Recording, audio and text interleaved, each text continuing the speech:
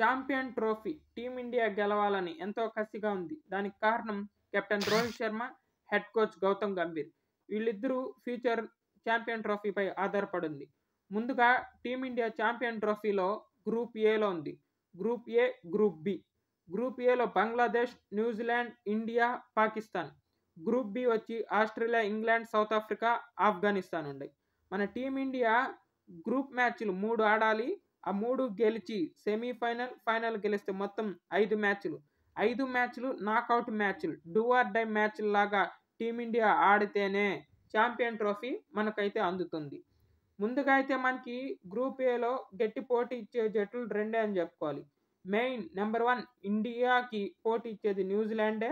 తర్వాత అయితే పాకిస్తాన్, న్యూజిలాండ్. ఈ రెండిటి మీద మనం టఫ్గా అనేది ఉంటుంది. బంగ్లాదేశ్ టీం కూడా పెద్దగా అయితే ఫామ్లో అనేది లేదు. వాళ్ళైతే కొత్త కెప్టెన్తో దిగుతున్నారు. ఫస్ట్ మ్యాచ్ బంగ్లాదేశ్తో ఫిబ్రవరి 20 జరుగుతుంది. సెకండ్ మ్యాచ్ 23 ఫిబ్రవరి ఆదివారం అయితే పాకిస్తాన్తో జరుగుతుంది. మార్చి 2 అయితే న్యూజిలాండ్తో అయితే మూడో మ్యాచ్ అనేది జరుగుతుంది. బంగ్లాదేశ్ టీం అయితే కొత్త కెప్టెన్తో అయితే బరిలోకి దిగుతుంది. వాళ్ళ మీద అయితే మనం ఈజీ విన్ అయితే కొట్టవచ్చు. కానీ తడబడితే మటుకు చెప్పలేం. బంగ్లాదేశ్ అయితే గట్టి పోటీ ఇచ్చే టీమ్గా అయితే ఇప్పుడైతే లేదు ప్రజెంట్ వాళ్ళ ఫామ్ చూస్తే. తర్వాత ఈ ఛాంపియన్ ట్రోఫీకి మొత్తానికి హై వోల్టేజ్ మ్యాచ్ అనే చెప్పుకోవాలి. India or Pakistan. ఈ మ్యాచ్ కోసం అయితే యావత్ ప్రపంచం అనేది ఎదురు చూస్తుంది. పాకిస్తాన్ టీం అయితే మన మీద 2017కి రిపీట్ చేయాలని ఆ టీం అయితే భావిస్తుంది. మనమైతే 2017 ఫైనల్ ఓటమికి అయితే ప్రతీకారం తీర్చుకోవాలనుకుంటున్నాం. ఈ పాకిస్తాన్ అయితే ఇప్పుడు 2025 ఛాంపియన్ ట్రోఫీ హోస్టింగ్ చేస్తుంది. కానీ మనం అయితే పాకిస్తాన్ వెళ్ళమని ససేమిరా తెగేసి చెప్పాం. అందువల్ల మన మ్యాచ్లు అయితే దుబాయ్లో జరుగుతాయి. కెప్టెన్గా రోహిత్ శర్మకి అయితే ఇది హై వోల్టేజ్ మ్యాచ్ అని చెప్పుకోవాలి. Do or die match. అలాగే మనమైతే ఎన్నో ఎమోషన్స్కి అనేది లోన్ అవుతాం.